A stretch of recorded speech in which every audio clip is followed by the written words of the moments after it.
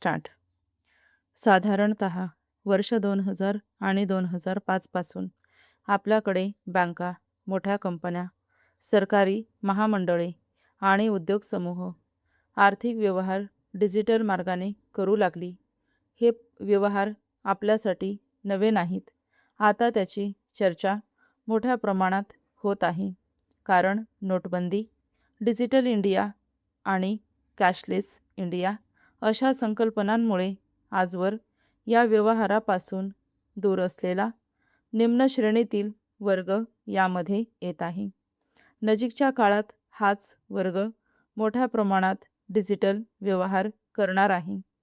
यामुळे कोणता तरी नवा शोध लागला आहे असा प्रचार करण्याचा प्रकार अत्यंत चुकीचा आहे. आज ना उद्या ही क्रांती तळागाळापर्यंत जाणार होतीच. तिचा स्वीकार लोक कधीतरी करणारच होते.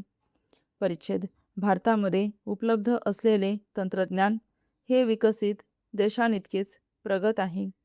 जे तंत्रज्ञान परदेशामध्ये आहे तीच येथेही आहेत व वापरली जातात. ऑनलाईन व्यवहारांसाठीच मोबाईल, इंटरनेट, लॅपटॉप हे घटकही परदेशाइतकेच भारतात प्रगत आहेत. मात्र बँकिंग व्यवस्था आणि लोकांच्या डिजिटल साक्षरतेमध्ये मोठा फरक आढळून येतो.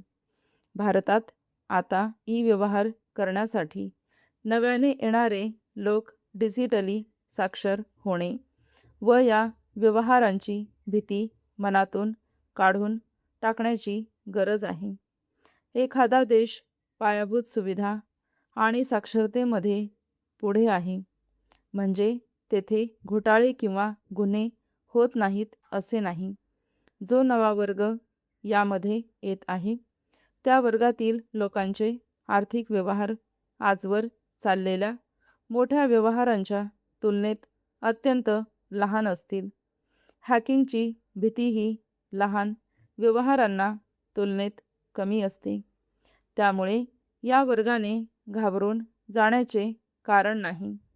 संभाव्य धोका टाळण्यासाठी दक्षता घेण्याचा उपाय आपल्याकडे उपलब्ध आहे. जसे की ई-वॉलेट वापरण्यासाठी 10 ते 20 हजारांची मर्यादा आहे.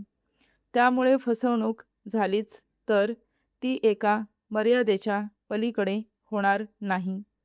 त्याचप्रमाणे कार्डवरून खरेदीसही 1 लाखाची मर्यादा घालून दिलेली असते.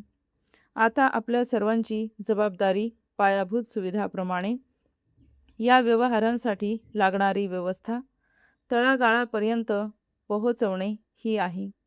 इंटरनेटचा वेग आणि त्याची उपलब्धता जास्तीत जास्त लोकांपर्यंत आणि सर्वांपर्यंत पोहोचली पाहिजे.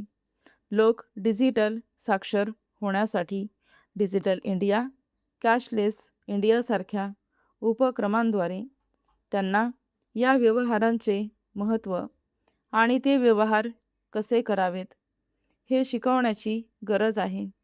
कॅशलेस व्यवहारांमुळे सर्व व्यवहार अधिक पारदर्शकतेने व जबाबदारीने केले जातील.